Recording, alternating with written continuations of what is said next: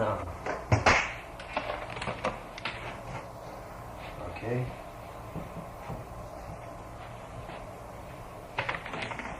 Is it rolling? All right. Brief recap. Don't worry if I wander around the room. I'm just checking the way up. Don't worry if I wander around the room. I'm just keeping my balance.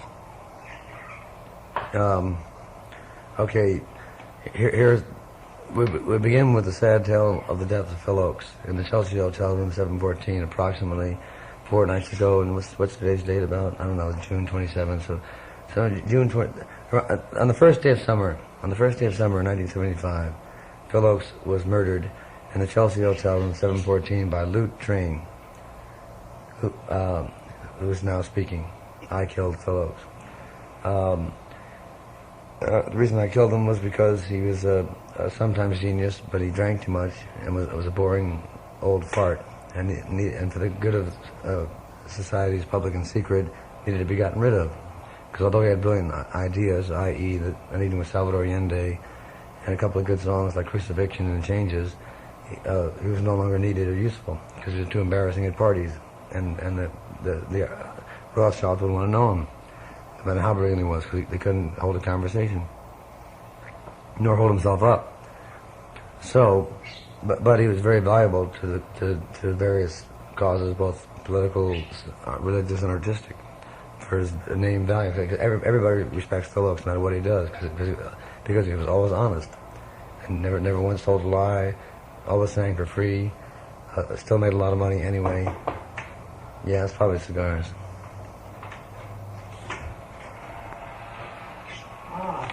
Hey man, what do we got? Bless you. Now let's see if I have a $10 I'm talking about. It's open. Alright, I don't carry this thing, so I'll get it. There it is. That's yours. More to come. But it means nothing, right?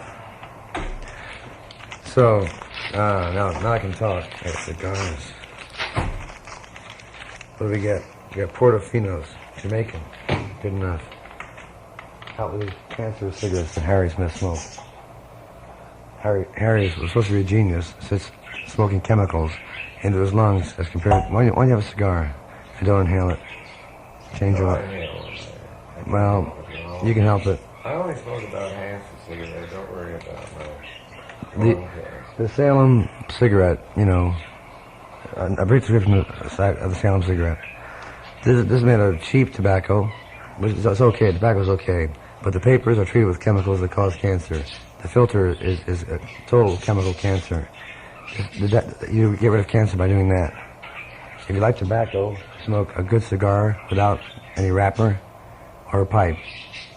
If you want to die of cancer, keep going, pal, because you'll get it and it'll be very painful and you won't like it. Okay? If you're smart, you'll tear that fucking cancer cigarette up and smoke some other form of tobacco. Even Galois or something like that, or even Camel's better than that bullshit. Pall Mall's better than that bullshit. Okay? That's it about that. So anyway, back to training. I'm on my cigar. With every puff you take, you're adding to the moment of cancer. Have you ever seen people who had cancer? You'll think twice about putting that to your lips again. And the cigars are here. Inhale the cigars, even that's better for you. Or don't inhale the cigars, you'll live longer. Go on about Train. Let's make sure that we have the. So, Train decided to kill Ochs, and he decided to kill him mercifully. Because he liked Phil Ochs. You know, everybody likes Phil Ochs. Phil Ochs is the most likable guy who ever lived.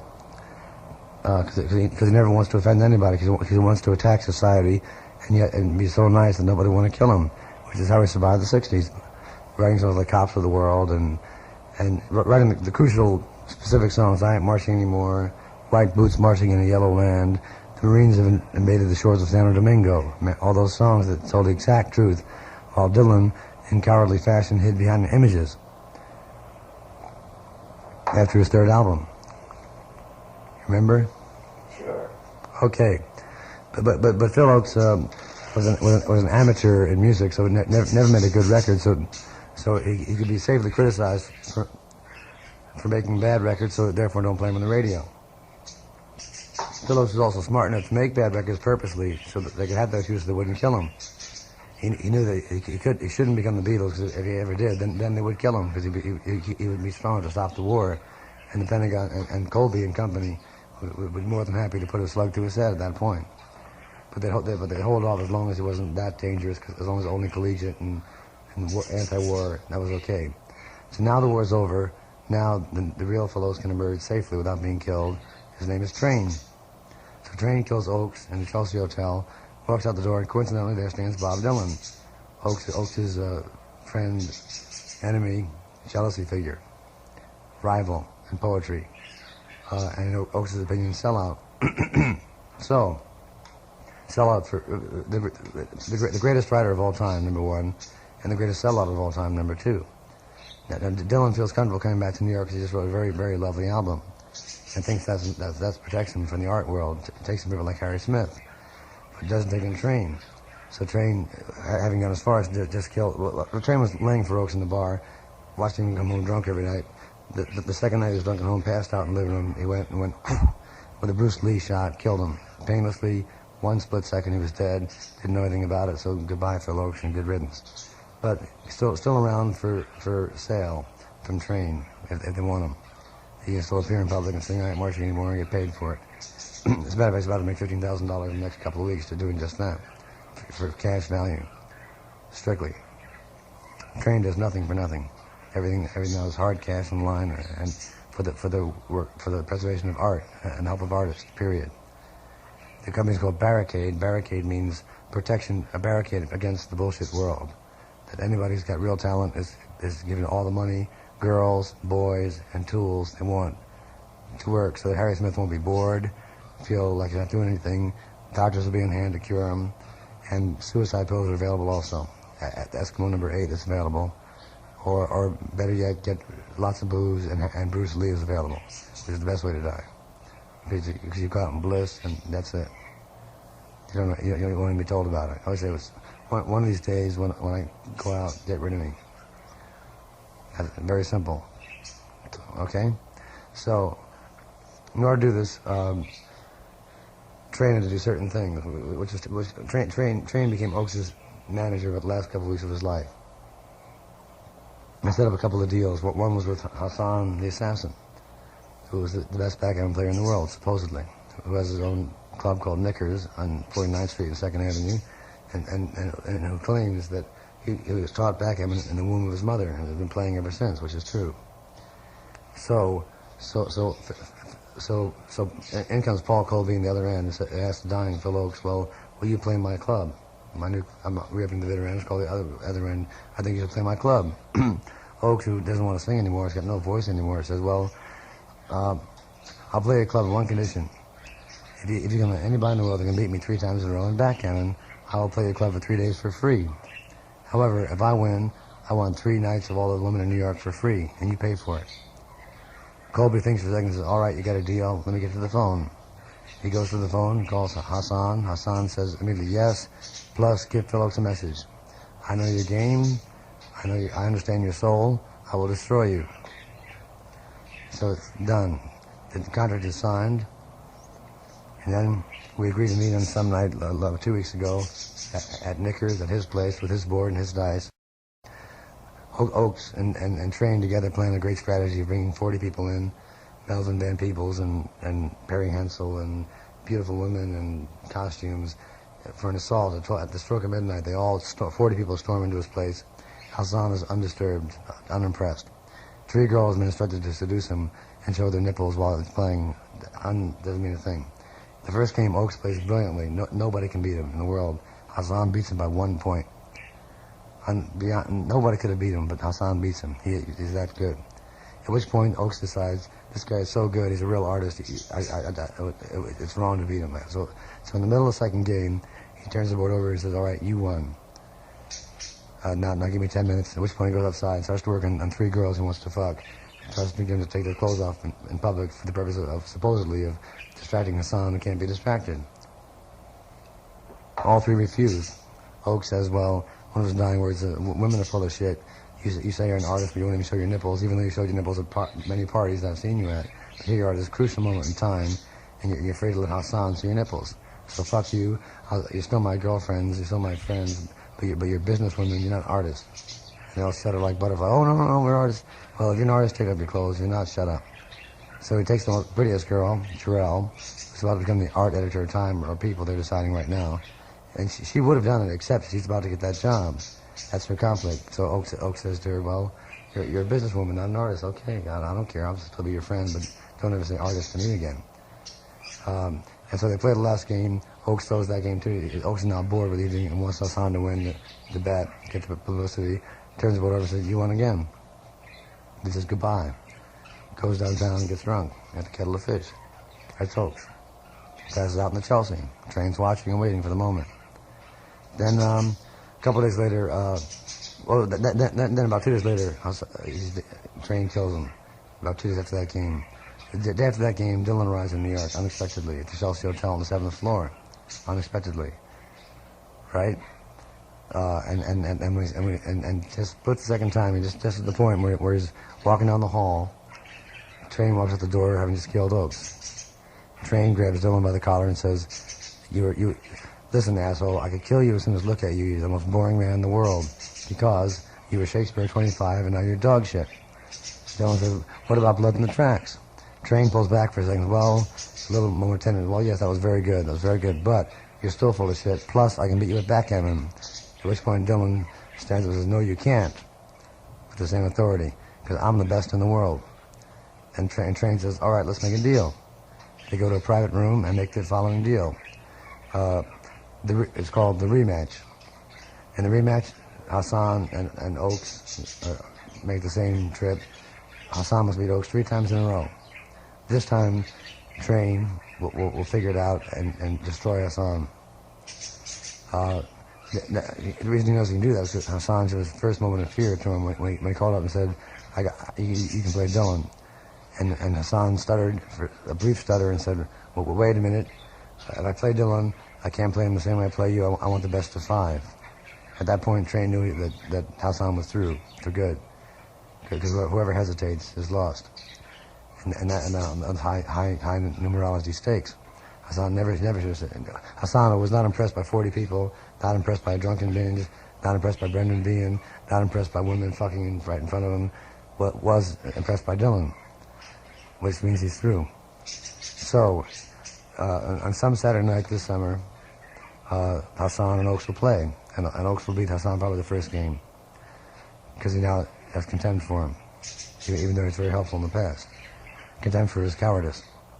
Dylan will be in a balcony in one chair overlooking the game very carefully with binoculars given to him by Train. If he wants to use them or not. Free booze for all. Free women for all. Free boys for all. In the upstairs room. Whatever they want, they got. But it's all very quick. It's like at midnight, the dice roll. 3 games. Be over about 12:15. Hassan is out. And Dylan walks right downstairs, sits down, dice rolled again. Then it's because of Hassan's cowardice. And maybe in all fairness, too, maybe Hassan even playing that. The best of 5 between Train and Dylan. Now, Harry Smith says that Dylan's going to win. He's so what? Parsimonious? So parsimonious. Train says that Train will win because Dylan is obviously now training to win, practicing probably with his wife and his friends, his best, Roger McGuinn and the other assholes in California, with mathematicians planning strategies. Train knows nothing about backgammon. He's only played for 2 months. It's all a matter of confidence, like Ali, same thing. But he knows that. And here's the secret deal that nobody knows except Harry Smith in the state. Train and Dylan. Here's which is not publicized, but their deal is this: whoever wins that game becomes the other man's slave for 3 days, and that means blowjobs by Bobby North, or a trip to Egypt, or a military invasion of Israel, or whatever you want. Or give up all your money, throw your copyrights into the ocean, whatever it's going to be. 3 days. In the preliminary discussions of what that would be, just between Train and Dylan said, well, would you give a blowjob to Bobby North if I said so? Train says, of course, why not? And then Train says to Dylan, would you go to Cusco and sing for the Incas if I asked you? And Dylan said, well, yeah, of course. Right away, Train has won the game. Right there. The game is now over because the morality the true moralities have suddenly been exposed of the primary wish of both people. You follow what I mean there? Well, would you do this? It says, because you're right, Dylan is really, cheap. He's a cheap little Jew, who happens to be a genius. The greatest genius, but only for 5 years. But that's why Train grabbed him. Okay, 2 years. 2 years of genius based on speed and other drugs, and had a lot of help from North and Grossman. But Train, who's not interested in genius, he finds genius boring, is interested much more in the preservation of art for the future and preservation of the world and the preservation of New York City. So he's got bigger things in his mind than all this claptrap. That's why he's going to win. Because he knows that although Dylan probably, in terms of brain power, like what Harry Smith's thinking, Dylan could outfigure Train in terms of mathematics. Train has already trained Dylan to want to lose. By Bobby Nur's blowjob and Sing for the Incas. By that alone, Dylan, being a true poet, must be terrified because he knows he's about to lose in public, and he knows he's going to be a slave for 3 days. And so here's the preliminary plan. Number one, to be put in the hands of Harry Smith for the purpose of apprenticeship for 24 hours straight with vodka and whatever. And Dylan is not allowed to speak. He sits in a chair and is tape recorded and filmed. The whole thing is filmed by Train and his new company Barricade for 24 hours straight, video. And at which point it's Harry Smith's show. I mean, Train doesn't say a word. Not one word, just sits back and watches it, or goes out to fuck somebody, or watches a movie, or goes down to his club. In the meantime, but the cameras keep rolling, and Harry Smith does what he wants to Dylan. No drugs, just a little booze, and now listen, Bobby, let me explain something about the planets, and about this, and about what your role in the universe. And you have that 24-hour discussion, and you say, look, I want you to fuck that boy now, or I want you to explain this song to me, or I want you to talk about Allen Ginsberg now, whatever it is, he must do it, and he will do it. And that belongs to Smith and Train. That's one day. Second day, he must fly to Cusco and sing for the Incas, for Tupac Amaru. On November 4th, that's already been arranged with the Peruvian government. Number three, what Train wants is for Dylan to be a bartender at his club for one night. So the public will say, hey, Bobby, can I have a double scotch? And Bobby says, sure, man, and serves it with a smile, and takes it with him. And so the burden of fame is finally relieved from him. So he becomes a free man, like Train's a free man now. And then the next battle will start. End of that story. Let's take a break. I need a drink.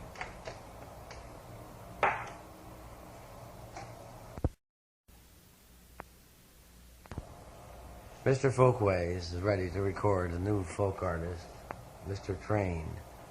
Are you ready? Is that the right sound level? Do you want louder or soft? No, that's just... Well, I'm sorry, the middle range, middle class kind of bullshit voice that the dying Western civilization wants to hear. Is that right? The right level, sound level? Testing, Western civilization going down, going down. Harry Smith, last lawyer, last representative, is that right? Level? Rolling? Half an hour? 20 minutes. 20 minutes. I figured there'd be some trick. Okay. Now, first of all, here's my invitation to Harry Smith, the Archbishop, according to Kelly.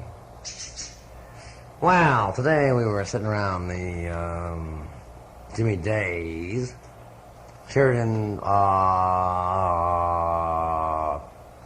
Square.